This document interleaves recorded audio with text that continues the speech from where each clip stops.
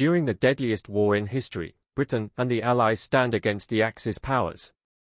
Nazi Germany has unleashed a new kind of warfare, swift, dynamic, and merciless. It's coordinated by radio communication sent in sophisticated codes, which the German High Command believe to be unbreakable. But far from the front lines, in a quiet corner of England, a secret operation is underway. Thanks to brilliant minds, cutting-edge technology, and tireless persistence, the communications of the Axis powers are being revealed, generating intelligence that could win the war for the Allies. These secrets are protected by the highest security classification, Ultra. The British Empire is the last major power fighting Nazi Germany. The British Isles are exposed to constant air attack and are utterly dependent on supplies arriving by sea. In this critical hour of the war, Codebreakers at Bletchley Park continue to unravel the Enigma codes used by the German Army and Air Force.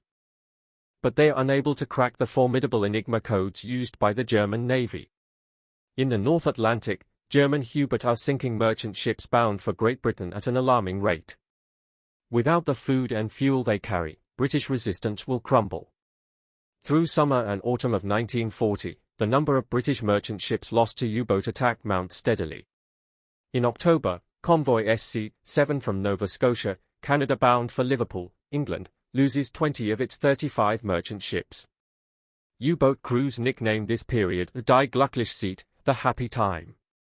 At the current rate, Britain's industrial output will soon come to a halt, and its people will begin to starve. For British codebreakers at Bletchley Park, the stakes have never been higher. U-boat operations depend on radio messages, to coordinate their searches, report convoy sightings, and to gather as wolf packs, as they close in for the kill. The German Navy has been using Enigma since 1926, and their procedures are far more disciplined than the Army or Air Force. The operator errors exploited by Bletchley to break Army and Air Force Enigma will not work against the Navy. Naval Enigma machines also have more possible settings. From 1940, the German Navy are switching between 8 code wheels, rather than the 5 used by the Army and Air Force. This represents a massive increase in complexity, raising the possible combinations of rotors from 60 to 336. Few believe the naval codes can be broken. Even Alastair Denniston, head of GC and CS, thinks the task is impossible. One of the few people who believe it can be done is Alan Turing. He will head up the attack on Naval Enigma from Hut 8 in the grounds of Bletchley Park. Turing goes to work on the problem. He deduces that the naval message keys are further encrypted using bigram tables, which lay out substitutions for letter pairings that change daily. Turing's theories are confirmed on the 26th of April, when HMS Griffin captures a German naval trawler, finding bigram tables on board. The tables are printed on red paper in water-soluble ink. To destroy them, a German sailor simply has to throw them overboard, but they don't do it in time. The capture allows Bletchley to break 6 days' worth of Naval Enigma traffic. The remainder of 1940 brings few successes. Searching for a breakthrough, Hut 8 attempts to produce cribs. These are strings of text, phrases, words, numbers, that are likely to appear in an encrypted message. The Royal Air Force assists by laying sea mines in locations that will be spotted by German vessels. When the ships report the mine's location via Enigma, the British are listening, and can use the coordinates to create a new crib. But their work is largely futile without the bigram tables. It's clear to Turing that if they are to break naval codes consistently, the British need to capture more codebooks. That winter, U-boats continue to prey upon convoys bound for Britain. At Bletchley Park, a trickle of captured material continues to arrive. There are a few isolated breaks into Naval Enigma, but no major progress. Frustration grows. Then, in March 1941, a British boarding party seizes the German armed trawler Krebs, sailing off Norway's Lofoten Islands, and finds intact Enigma message key tables. It allows Hut 8 to read Naval Enigma for several weeks, not quickly enough to provide useful intelligence. But it does allow them to reverse engineer the bigram tables currently in use. Hut 8 is incredibly close to cracking Naval Enigma. The final breakthrough comes when codebreaker Harry Hinsley makes a discovery amongst the Enigma traffic. The German Navy has ships in the Atlantic which radio weather reports back to base. They send short, Simple messages using Enigma, which are then relayed throughout the U-boat fleet. Not only are these ships vulnerable to capture, the standardized format of weather reports makes them an abundant source of cribs. The Royal Navy dispatches task forces to seize the German weather ships. In early May, München is captured in the North Atlantic. Another, the Lauenburg, is taken the following month. Also in May, the crew of HMS Bulldog pull off an astonishing coup, boarding the stricken U-boat U-110 in mid-Atlantic, to seize its Enigma machine and codebooks. The material from the weather ships, U-boat captures, a growing library of cribs and innovations in code-breaking techniques combine to create the breakthrough Hut-8 needs. The Enigma network in use by the German Navy, known as Dolphin, is repeatedly broken through the summer of 1941. And then, from the 20th of September, it is broken every day until the end of the war. Intelligence from Naval Enigma gives advance warning of U-boat attacks, allowing the Allies to reroute convoys. It's a critical factor in reducing attacks on merchant shipping. Between March and June 1941, U-boats had destroyed 282,000 tons of shipping every month. In July 1941, the shipping lost to U-boats drops by more than half to 120,000 tons a month, and just 62,000 tons by November. Britain's Atlantic lifeline remains open, for now the brilliant minds at Bletchley Park have successfully unraveled Enigma. But tighter German procedures and the complexity of naval Enigma have made the old pencil and paper techniques obsolete. The codebreakers must find new methods to keep up with the Axis. The solution is mechanical, and it comes from one of Bletchley Park's most brilliant minds. Alan Turing had been recruited to the government code and cipher school in 1938, at the age of 26. At Bletchley Park his eccentricity is legendary. He cycles to work in a gas mask to ward off hay fever, chains his teacup to the radiator to stop it being stolen, and at the outbreak of war he buried his savings in a secret location, which he subsequently forgot. But his genius is undeniable, and his work and life story will resonate well beyond the war and into the 21st century. Whilst working at Cambridge in the 1930s, he had conceived of what would come to be known as a Turing machine, a theoretical super typewriter that could automatically solve any given problem using preset algorithms. He was further inspired by the work of the Polish codebreaker Marian Rejewski, who had developed an electromechanical device called the bomber. This machine searched through possible Enigma wheel orientations to uncover message settings. Building on this prior work, Turing conceives of a new machine, the bomb. This new design will be able to crack the Germans' most sophisticated wartime Enigma codes. The first model, called Victory, had been installed at Bletchley on the 18th of March 1940. Whilst several variations will be designed during the war, the typical bomb stands 2 meters tall, weighs about a ton, and contains 19 kilometers of wire. Its rotating drums can mimic the operation of several Enigma machines, and a single bomb is capable of hunting through 17,576 possible Enigma settings in little more than 10 minutes. Although Turing's design functions as intended, it provides too many possible solutions, known as stops. Each stop has to be checked until the correct solution is found. It takes too long. And time is critical. The longer it takes to break an Axis Enigma message, the less useful its contents are. The problem is solved by Gordon Welshman. He devises an add-on board that reduces the number of stops by taking advantage of the Enigma plug board's reciprocal nature. That is to say, if S is plugged into D, then D is plugged into S. This circuit, called the diagonal board, eliminates vast numbers of false positive results, and it can be easily retrofitted to Turing's design. Designed and built in the middle of a war, the bomb is an astonishing achievement, and a major milestone on the road to modern computing.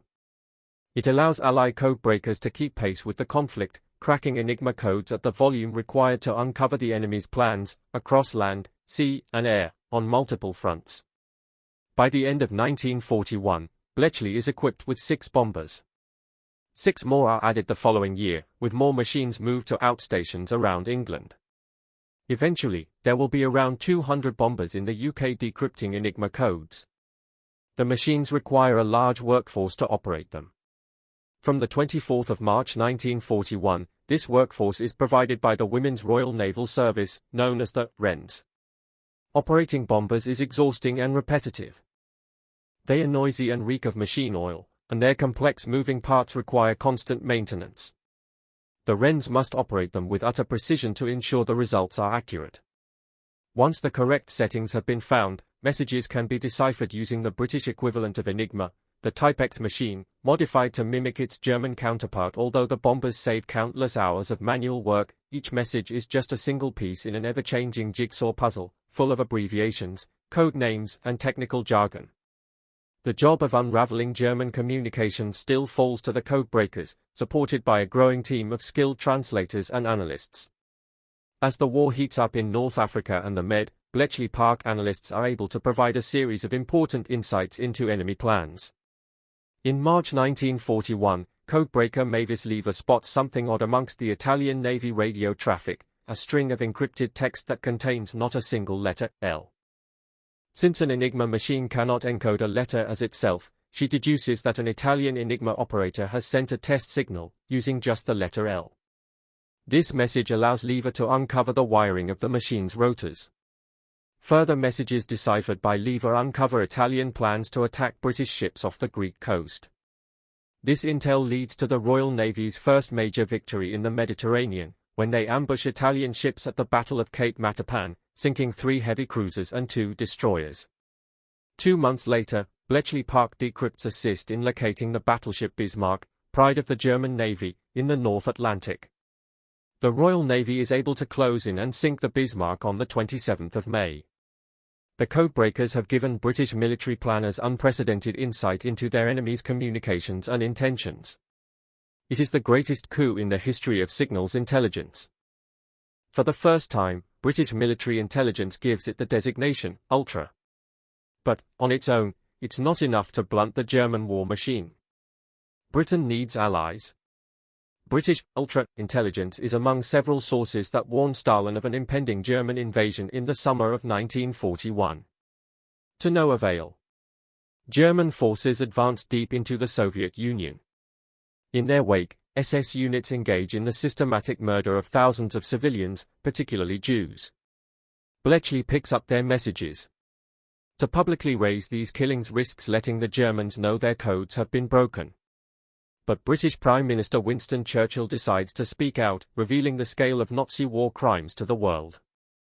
On the 7th of December 1941, the Empire of Japan attacks the American naval base at Pearl Harbor, as well as British, US and Dutch bases across East Asia.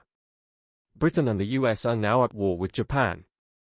4 days later, Hitler declares war on the USA. The war has taken on a new global dimension.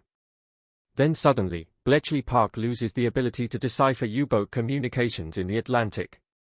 A new type of Enigma machine has surfaced, plunging Bletchley Park into the dark.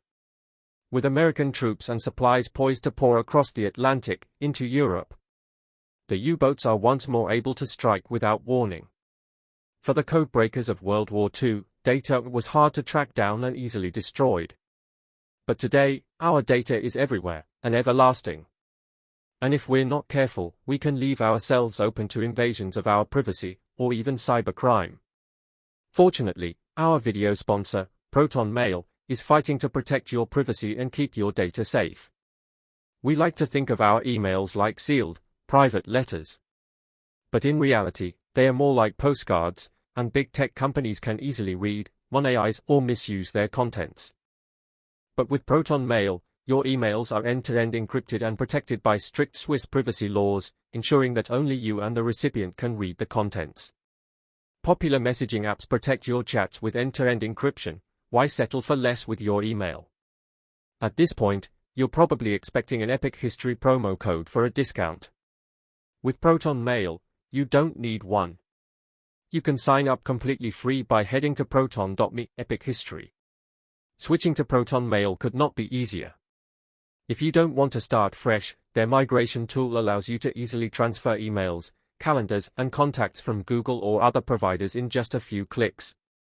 Once you're set up, you can take advantage of more neat tools, like unlimited email aliases to reduce spam, automatic folder sorting, and the ability to unsubscribe from unwanted newsletters with just one click. Plus, advanced phishing protection, no targeted ads, dark web monitoring and tracker blocking by default. Since its launch in 2014, Proton has been on a mission to build an internet where everyone is in control of their digital lives. Today, more than 100 million people use Proton, making it the largest encrypted software platform in the world. Its non-profit structure means it will always put people before profits. So, to join the movement and get Proton Mail for free, click the link in our video description or head to proton.me. Epic history. Thanks to Proton Mail for sponsoring this video.